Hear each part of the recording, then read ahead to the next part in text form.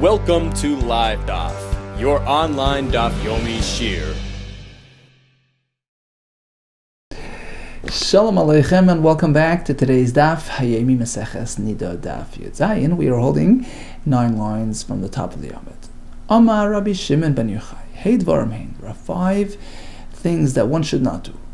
She'oisa oisan, that if one engages in these 5 things, they can be very detrimental to one's health, and therefore he would carry chas v'shalom responsibility for any adverse outcome. Meschayev ben nafshoi, he's liable to his life, v'damei b'roishoi, and his dam, his blood is on his head, meaning he would be responsible chas v'shalom for any adverse outcomes. What are these 5 things?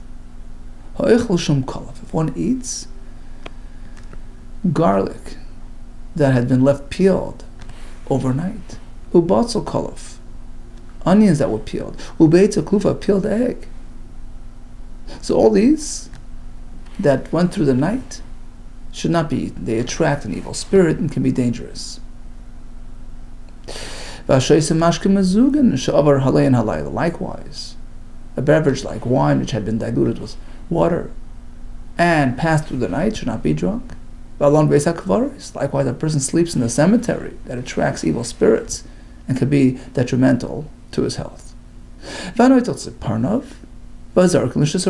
person tosses away the nails that he cut off his fingers or toes. An expectant woman can walk on them and can harm her fetus. Item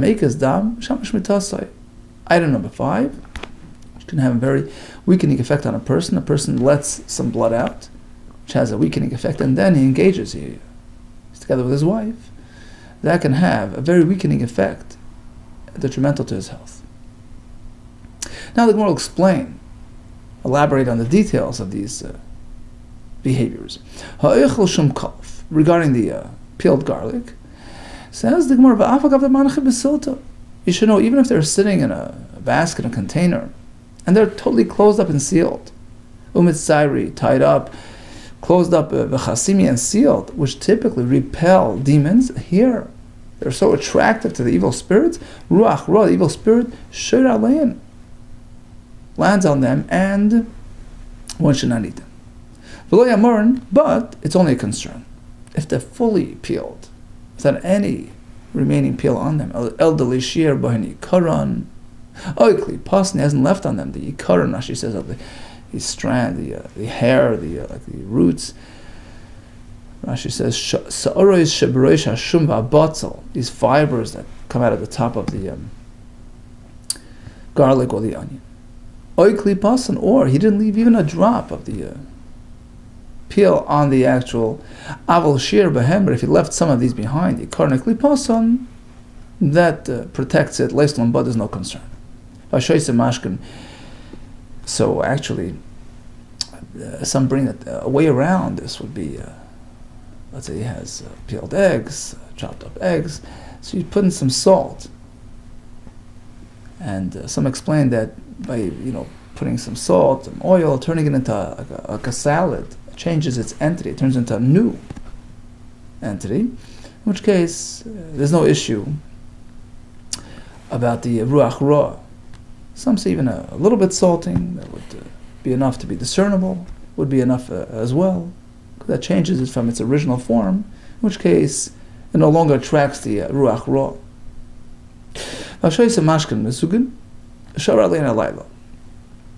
These liquids went through the night. It's only a concern if it was sitting in a metal container.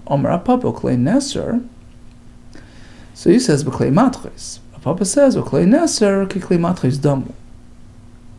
keli made of neser, some sort of element, alum. So that has the same status as klei matchos and the same effect. It's only concerned if it was contained in a metal container, and klei neser has the same status as klei matchos. So he slept over in the cemetery, kedei shetishu alabrach tum, of the intent to attract the evil spirits so that he can be empowered to do all kinds of things, and zimnan de mesaknele, could turn out that it will be to his detriment. They'll come and latch themselves onto him, and he can get harmed, chas v'shalom. What's wrong with tossing out the nails? There's a concern that an expectant woman would step over it, and it could harm her unborn baby. Someone first explained, this is a midah keneged, measure for measure, an einish, because way back Adam HaRishon, before he sinned, by being fed the Eitz Hadas by Chava, his wife, so he was fully protected and clothed from head to toe with nail-like substance which protected him. Because of the sin, he lost almost all of it, and it was only left over at the tips of his fingers and toes. So that has something to do with the woman, and if she would step on it, that would come back to haunt her, being that she was the cause of the diminishing of the nail material and the protection that came with it. Okay, continues the Gemara.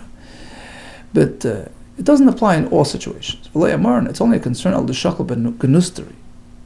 So if you just bit off a nail, it's not an issue. Only if you remove the benusteri with a scissor clipper. It's only a concern al deshakal dikari. If he cut the fingernails and toenails, so did it together as one package, then it's a concern. And furthermore, it's only a concern on the legos midah b'asrav. He hadn't cut anything after he cut off his nails.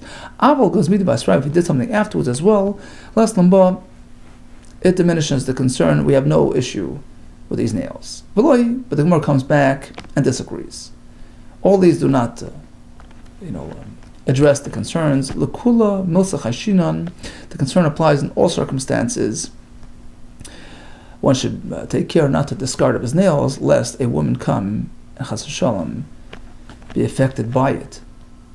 By the way, the place can bring that if it's you drop a nail, you can't find it, so you could sweep it out. If it's taken out to a different area, it's not in the place where it initially landed. It it addresses this concern. Some say even within the same room, 4 amas away. But ideally, one should be careful that the nails do not, scatter around. In fact, we have a brisa directing us how to conduct ourselves with care and safety. There are 3 forms of discarding nails, depending on your level of righteousness. One who burns them is a chassid, a super righteous man. Taisa says, why is he a chassid? Well, firstly, this guarantees, it's an absolute guarantee, nobody will stumble over them. And furthermore, says Tosfos, actually, it can actually be detrimental to the person himself. He burns material off his body. Tosfos brings a raya from Gemara and Shabbos. So basically, he's putting himself at a disadvantage in order to protect his fellow Jew. That's a true chassid, going the extra mile. So that's above standard. Koivran, tzaddik. Person simply buries them, throws them out carefully. He's a tzaddik, taking care that nobody, would harm himself. Zerk and Rasha, one who tosses it away haphazardly, he's a Rasha because he's being careless and considerate. If he goes from one to the other, it can be detrimental. As we learned, to make his dam mishamish mitasa, a person does a cousin followed by being together with his wife, so the outcome can be that the child born from this experience can have this weakness. If they both were involved in a kaza, and then that can bring about even worse off result. The children that are extremely weakened, bali rasam amara. It's only concerned if he didn't rejuvenate in between, if he didn't eat something in between, if he had something in between, that rejuvenates and allays the concern. A person must refrain from being with his wife during daytime. Ensure that you have full love for your fellow Jew. My mashma, how is that connected to this discussion on Abaye? Because if it's daytime, Shema Yirabo Davar Raguna, it is Gan Olav.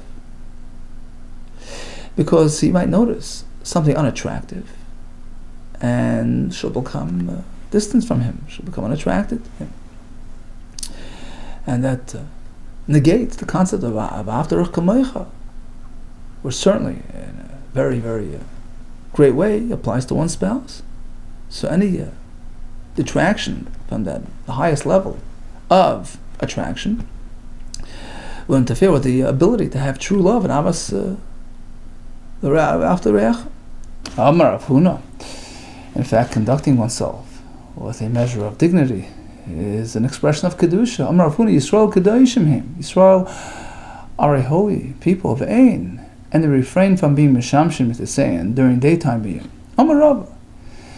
We speak about noticing something undignified. Mhoya bias awful. Therefore, if it was a dark room mutter, then it would be allowed. The Talmud Chacham, who is extra careful, meticulous, he'll be sure to darken it, even if it's not naturally dark. Ma'apil b'ksusa, he can darken with his ksus, with his garment of mishamish. It's not.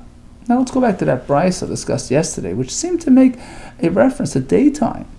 So Beishami required a special badika per experience, or reuse the same cloth and be meshamish lo harner, so you can check, you can inspect the content of the cloth, which implies that it's permitted in front of an air. How does that work with today's discussion? Answers the Gemara, no, we're not speaking about being together, lo harner. Emotivdeg lo harner. Rather, we're speaking of how to inspect the cleanliness of the cloth.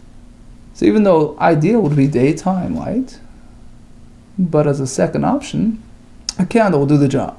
So we're speaking about checking the cloth, and that's allowed lo harner. Toshma, the Brisa says afal b'shamur hamishamish mitasay lo harner harizim maguna. The Brisa made a reference that even though it's not ideal to be together in front of a ner, which sounds like okay, but lacking another option, it would be allowed. How does that fit? Again, we're speaking about checking the cloth. It's not really preferred because you don't have the same, power of light as you do during daytime. Tashma comes another kasha. We say daytime is forbidden. There's a brisa which praises the family of Munbaz HaMelech. V'shal beis Munbaz HaMelech hayu oisen gimel dvarim. They would do three things for which they were praised by the Chachamim. Maskir noisin l'shvach. Number one, hayu mishamshim with the same b'yayim. They were involved during daytime. I thought it's not allowed. Number two, boitkin mitisem. They would do their examinations v'mila parhava, with cotton, which because of its pure whiteness, it would you would discover any spotting. So it was ideal to use this cotton material. And the third thing that they were praised for, v'noigen tuma utahara b'shlogin. Although in halacha, snow doesn't really have status, not as food or as liquid, but they did apply rules of tuma and tahara regarding snow as well. So they were extra meticulous, extra careful, had higher standards, and they were praised for these things. But what about that first item? What did the Brisa mention first? Mishamshem et esein b'yayim, which implies that it's loud and even praiseworthy. No. They would check their cloths during daytime when things were clearly visible. And that's why they were praised. It makes sense that is the correct understanding, because if we're speaking about being together by day, suppose, for argument's sake, it would be allowed, but why would they be deserving of praise for that? If you're going to suggest mishamshin, that we're speaking of being together by day, maskiras l'shvach, why would they be praised for that? And says the Gemara, actually, there could be a reason that it's actually an advantage, because during nighttime, because of the extra tiredness and exhaustion, one might be lacking in cognizance and awareness and attraction, which is an important ingredient in a successful experience. Because of the overwhelming exhaustion and tiredness, she can lose favor in his eyes. Says Rashi here, around halfway down the Amud, because he's utterly exhausted. Einem is doesn't really have proper pull towards her. And the reason why he's engaging is just to, fulfill his obligation. To appease her, but he's not really into it. He's really disengaged. He's emotionally disconnected. That's a no-no. In fact, it's one of those 9. Less than ideal unions discussed back in Masechus Nedarim. One is b'nei snua. If there is an element of dislike, of emotional distance, so one has to be careful to have this element in mind, and perhaps that's why they would be praised, even though daytime is less than ideal, but at least it would accommodate this required element of attraction. And perhaps that's reason to praise them. But it turns out that really, that's not what the Brisa meant. It meant, of course, that they inspect their cloths when it's really bright and light during daytime. Okay, the second item on the list was a boikin with the same b'mila parava. They would do their bedikos with pure white, cotton material. Say a little shmul, to write the shmul on a shmuel. That you meant to use pure white material. Either use cotton or clean, soft wool. That explains an interesting phenomenon. When I was there in Eretz Yisrael, on the Erev Shabbos, they would call out Amri. They would call out Man boy pekulei bena'ama. Who would like to have these, cotton balls, whatever? Bena'ama. Bena'ama means bread. I had no clue what they were talking about. Cotton for bread, but now I understand. Bread is a dignified reference to marital interaction. In fact, we have the pasuk by Yosef, bread. So, Friday night, which is the ideal zman of Oina, it's a time of Oina for Talmid Chacham, so they would make it available. And that's why it was cotton, because that's the ideal material to be used for this purpose. In fact, worn out cotton materials are great for bedika. Aini, is that true? That cotton works? We learned you can't use a colored material. And cotton is like, and linen is like off-white. Not a red cloth, or black, pishta, nor with linen, only cotton or pure clean wool. The answer is like this. Actual linen, fibers are not appropriate, but manidikisna, cloth made of linen, that works. What I say, another pshat. How about manidikisna? Both are speaking about linen material. Habechadati, habeshach. It depends if it's fresh and new and not so absorbent, perhaps scratchy and can cause more harm than good. Habeshaki. The one that's recommended is the one that's worn out and soft and absorbent and gentle. The third item that they were praised for was applying tumah rules to snow. Not Hassan, we have a Mishnah, in fact.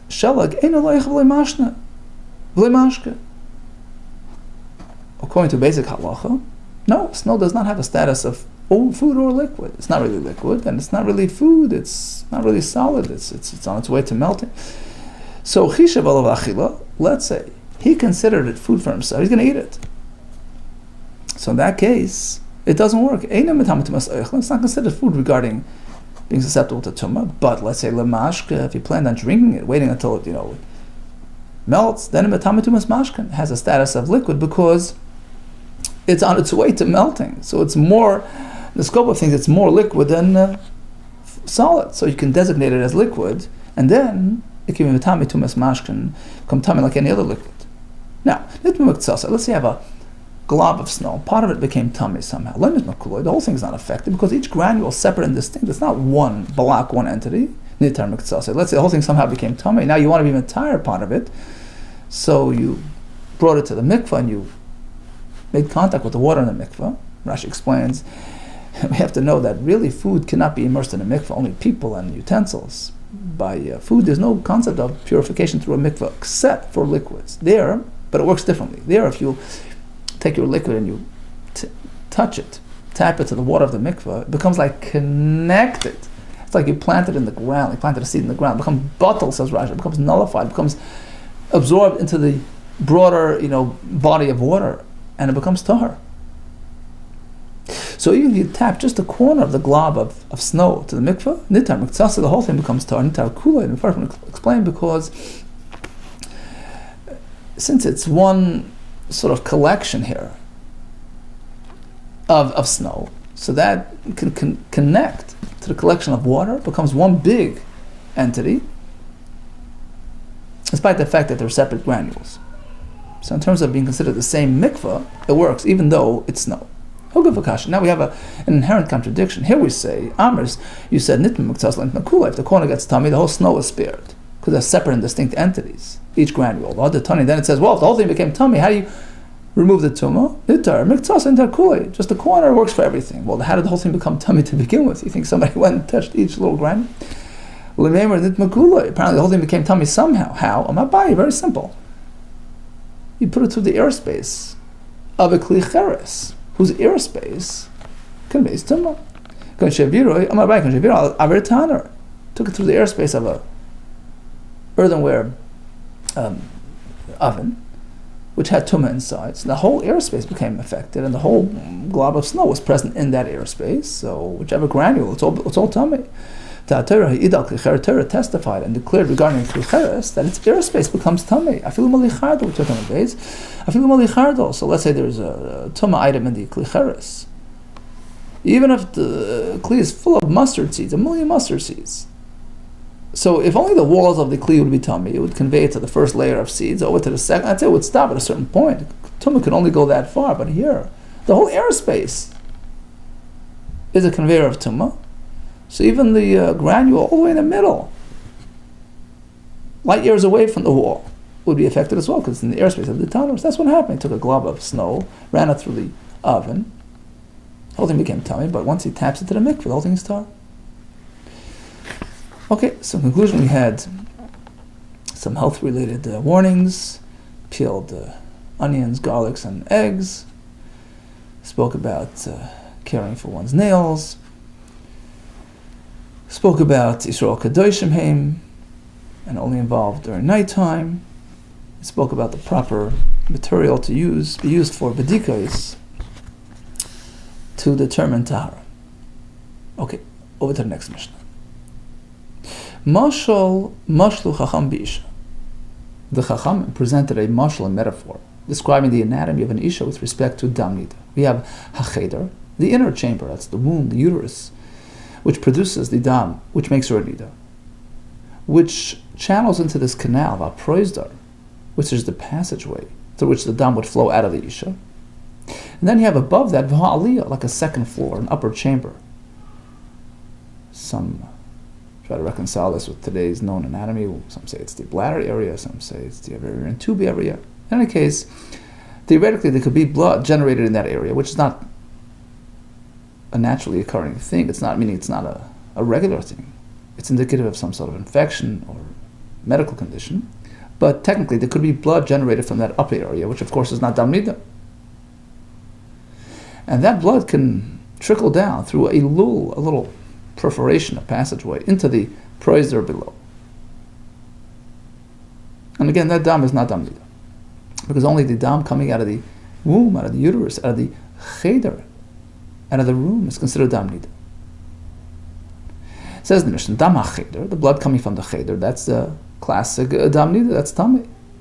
On the other hand, dam ha-aliyah, some sort of complication, some sort of infection, that's not dam nidah, that's tahar. It's like a dam of a makkah. So if you know exactly the source, if you can determine it's coming from the cheder, you know it's tummy. From the aleh, you know it's tahar.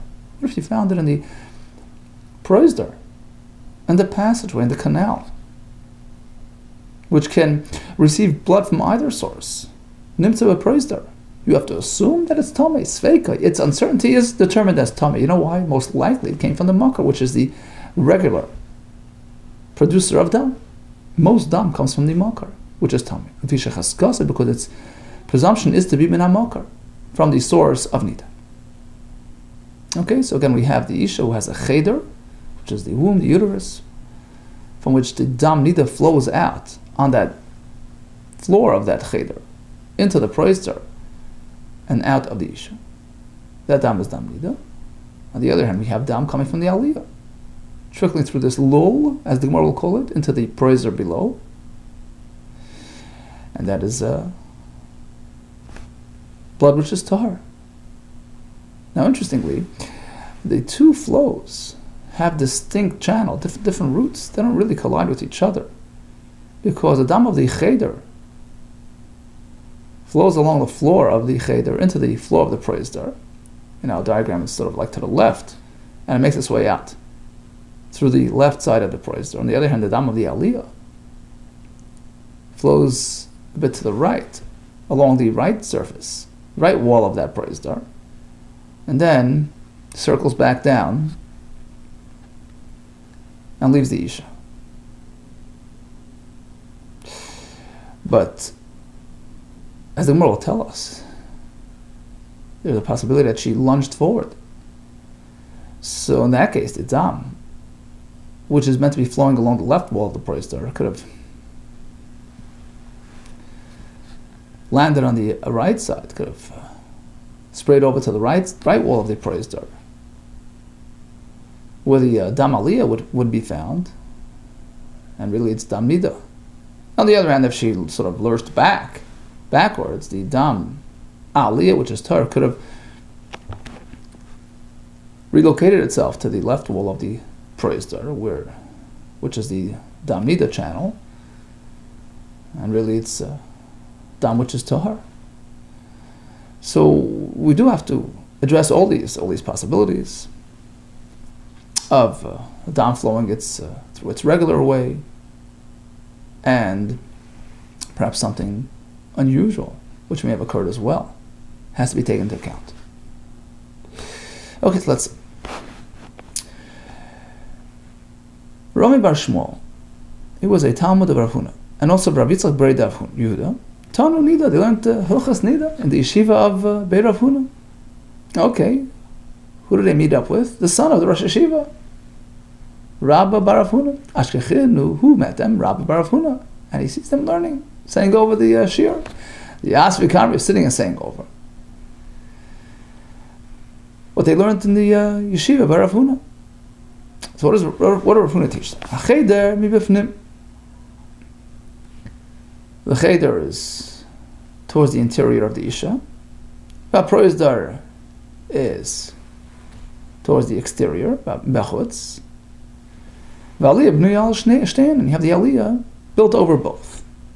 So you have an inner chamber, an upper chamber, and a passageway, a canal, which can receive blood from either source. With a little pasuach, there's a little perforation, a little opening, pasuach bein aliyah l'proister, between aliyah and the proister, which allows its blood to trickle down to the proister. Okay, knowing that, let's say you discover some dam in any of these areas. What's the status? So according to their version of Rav Huna's opinion, there's no certainty at all. There's no determining with certainty what's going on. It could have come from anywhere. Nimtza min alul v'lifnim. So within the proister itself, it depends. We sort of split it into two. To the right of the lul and to the left of the lul. Nimtza min alul v'lifnim, it's found in the proister, from the point of the lul, inward towards the cheder, that had to have come from the cheder, because the blood of the aliyah has no access to that point. It doesn't flow in that area at all. Sveike, so its uncertainty is considered tamei, meaning it's not determined as vadai tamei. We're concerned, and we give it a din of tamei misafik. So you wouldn't burn, truma based on that, but we adopt a tamei approach to it. What if it's found on the outside area of the proister? Min alul v'chutz, beyond the lul, which is where the blood of the aliyah would flow. In that case, you say sveika tar, because you don't know. You assume it's Torah, you assume it's from the Aliyah. So you split the praiser into two zones, so to speak. From the lul outward is Torah. From the lul inward is Tameh. Having heard this from the Talmidim of his father, he came and he asked his father to corroborate it. He came over to his father. He says, Sveika Tami Amras Amar Lahu, did you in fact tell them that it's only a Tami Misafik? Amras Lanmar? But we have a Mishnah which says no. When you find Dam and a praise there, you have to assume definitively that is Tami. Va'anan, we have a Mishnah Shechaz Kosai Min Amokar Tanan. Amarle, so Rav Huna says, of course. They must have misunderstood. Amarle, ano, hachikamin, of course, that's what I said. Min aluva fnim v'anai tamei. From the lul inward, of course it's tamei, not a suffix, it's v'anai. Because any blood in that area is certainly flowing out of the cheder. And we don't assume that the blood of the aliyah sort of jumped back into the area. Unlikely. It's v'anai tamei. But they found it in the praiser from the point of a lul outward. There you can't assume definitively that it's from the aliyah, even though that's the channel, that's the route that the aliyah blood would take. Sveikei tamei. We have to entertain the possibility that in fact the dam NIDAH somehow sprang over there. The Gemara will tell us because maybe she lurched forward and the blood jumped over to that area. And it's unlikely that she jumped back. So when it's found towards the back, we assume it's going its natural course. That's the dam of a cheder, which flows that way.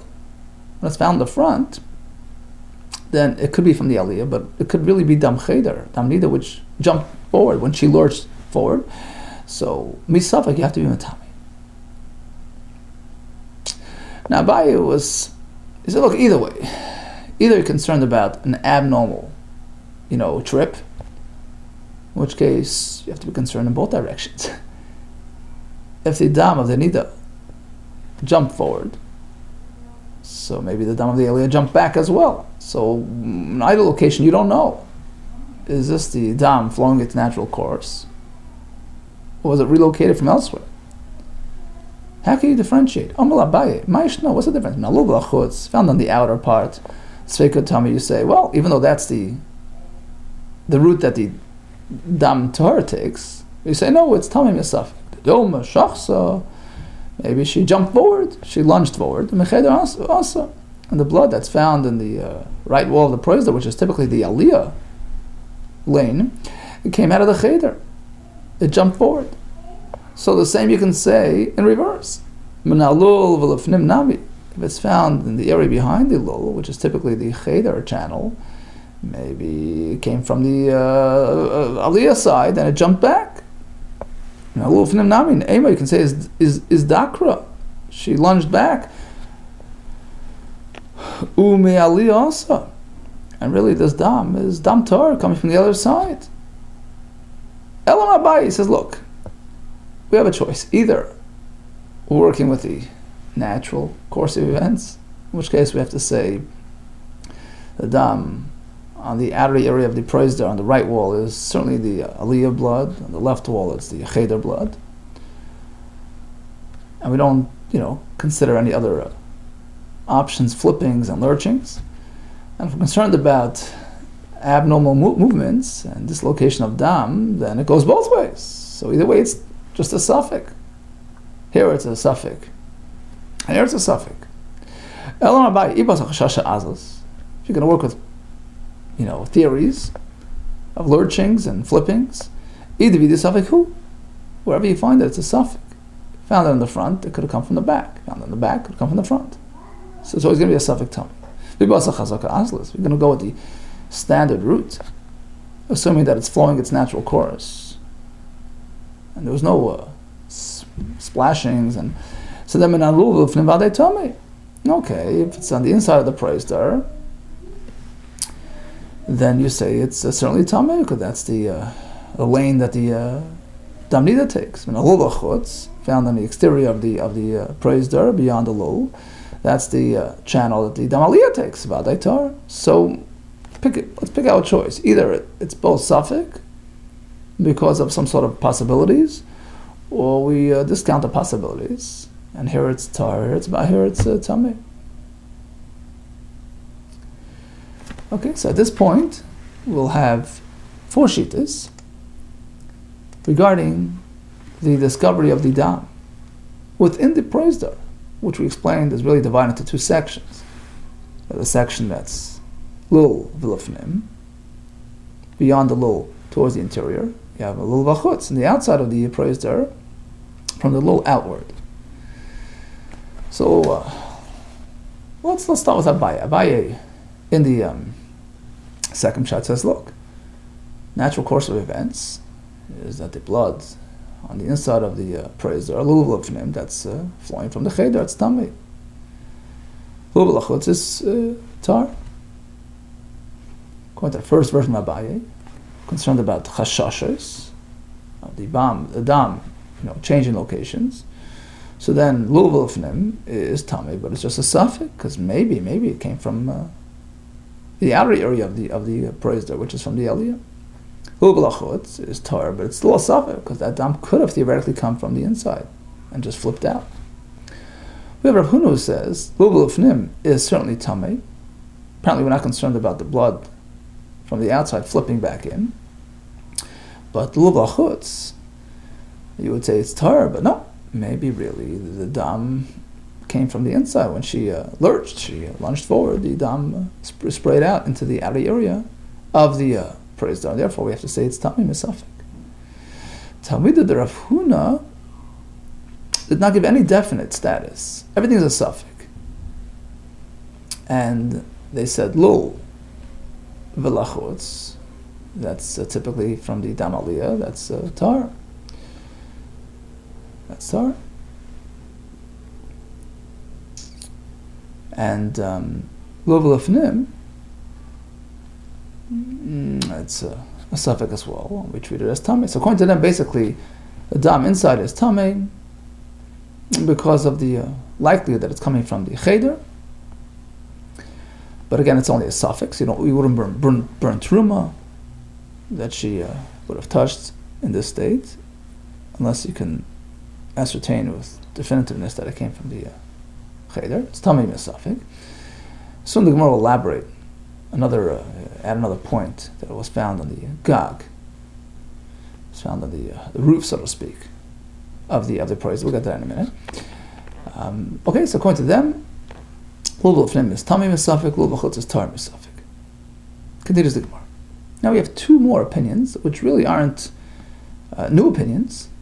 And we'll have to see how it reconciles with these aforementioned positions. We have Rabbi Chia and Rabbi Katina. Continues the Gemara. Tani Rabbi Chia, he says, dam an inside proizdar, dam discovered in the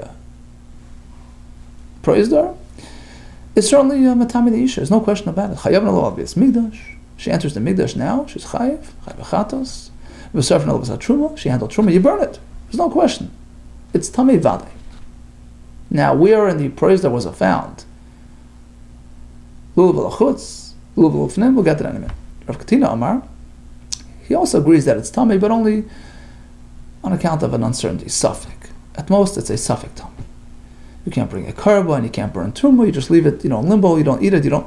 Rav Katina Amar, ein chayav nalav al bias migdash. Very certain of truma. There's no carbon. There's no burning truma. Now let's try to match it up with those 4 shittas and see if we can reconcile. L'hach lishna. Okay, so let's start with Abaye. Abaye had 2 approaches. The first was everything is a suffix. Lul v'lefnim is suffix tamei. Lul v'lachutz is tar misafik. L'hach lishna Abaye ibas hachashasha azles. That if we take the chashash route, the unknown approach, maybe the blood found here was really from there, maybe from there was really from here. Okay, so then there's never a vaday tuma. Even lul v'lefnim, it could have come from the outside of the proizdar. Masayel Rav Katina's Rav Katina, who also says that there's no vaday tamei, if to count for all possibilities. even though it's more likely that the blood found in the interior of the proiser came from the cheder, but maybe it's really blood coming from the outside of the proiser, originating from the aliyah. So that's right, Tefkatino, Fliga de Rabbi Chia. It's in disagreement with Rabbi Chia, who says, Dam is Vadai Tameh. There's no such thing as Vadai Tameh, according to Abai's first approach. Torah is a suffix. According to the second Lashon Abaye, Chazaka, meaning you go with the presumed flow. So the dam in the proiser to the left of the lul, towards the interior of the isha, is Vadai Tameh. To the right, towards the exterior of the isha, is Vadai Tar. Okay, that works for Rabbi Chia. Misayel Rabbi Chia. And Rashi says, well, Rabbi Chia will be speaking about finding dam in lulav lefnim, interior portion of the proiser, which is considered tummy. So that works.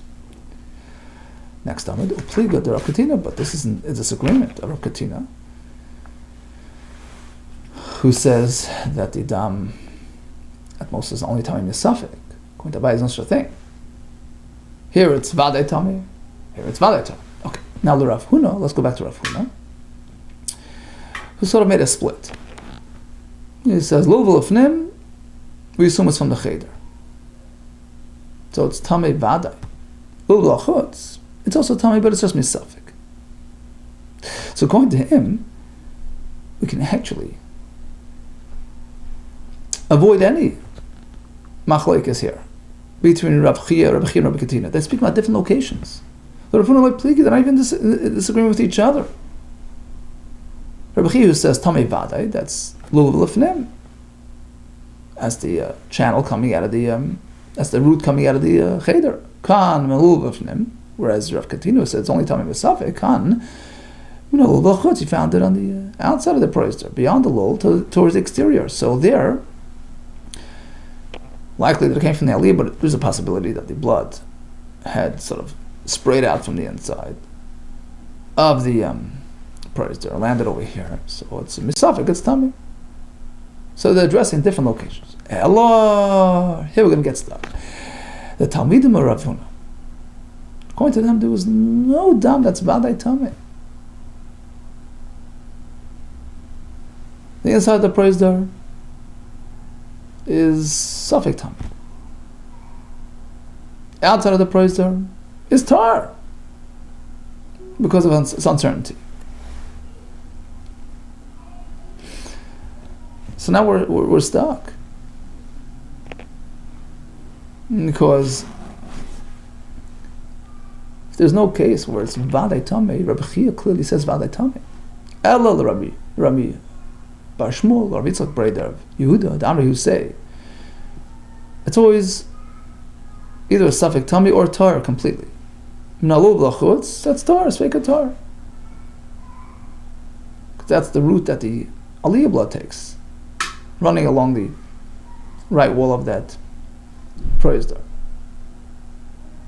Minalul Blachutz, Sveika Tameh. Beyond the lul towards the interior. Could have come from anywhere. Could have come from the cheder. Could have come from the aliyah as well. They say it's Tamei Mesafik. Hani, my metukma. So how are they going to interpret these words of Rabbi Chia and Rav Katina, who are speaking about blood found in the proiser? Mina Luv Lefnim. The only option is Luv Lefnim, because Rabbi Chia says Tamei Vadai, Rav Katina says Tamei Safik. Now, if it's in Lulav Lachutz, according to Talmud Rav Huna, it's completely tar. So that's not an option. They must be speaking about, Rabbi Chia and Rav Katina must be speaking towards the interior of the proiser, Lulav Lefnim. Okay, so Rav Katina works because he says it's only Tamei Safik. But what about Rabbi Chia, who says it's determined as Vadai, and they hold only Safik? Leima Pliga de Rabbi Chia. Shall we say they're arguing with Rabbi Chia? Loi Kasha. Listen to this. Within that Lulav Lefnim area, you have the floor of the proiser, which, as we explained, is the natural route that the dam takes, and that's what Rabbi Chia is talking about. That dam is tamei Vadai. No, they weren't talking about that. They were talking about the roof of that area coming out of the cheder.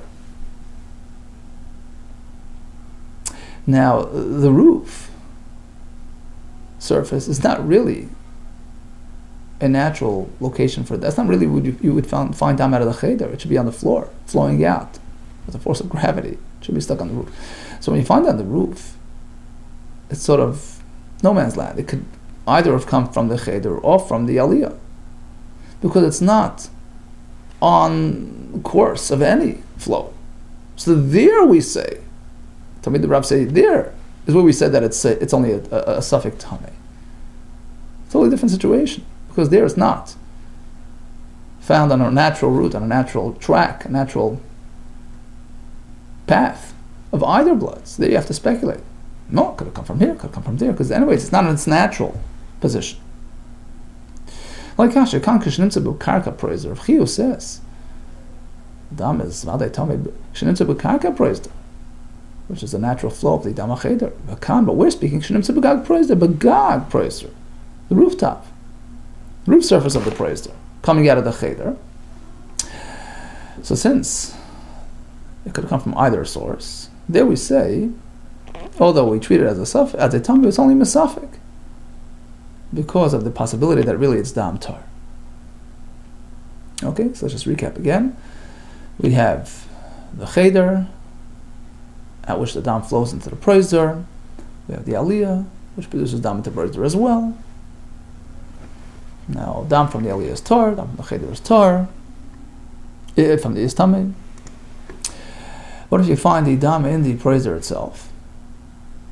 So according to the Talmud the Rav Huna, as we just explained, if it's found lulav lachutz, that's the natural channel, that's the natural flow of the aliyah, that's tar. If it's found in the praiser lulav lafnim, it depends. If it's on the karka of the praiser, that's the cheder dam flowing out naturally. That's tamei. If it's in the gag of that area, which is not really a likely place to find dam, it could have come from either side. So either way, it had to sprinkle, had to spray from somewhere. So there, they consider it tamei, but only on account of a suffix. According to Rav Huna, dam and the lulav lafnim is tamei. Lulav lachutz, well, although you would think it's coming from the aliyah, but it really could be dam NIDAH, which sprayed over here when she lunged forward, tamei misafik. By his first approach, well, if we're concerned about lungings and flippings, then it's always going to be suffik. Lulav lafnim is tamei misafik, lulav lachutz is tar misafik. By a second approach, we work with natural flow. We assume lulav lafnim is coming from the cheder, vadai tamei, lulav lachutz is vadai tar. Okay, all the best to you and hatzlacha Rav.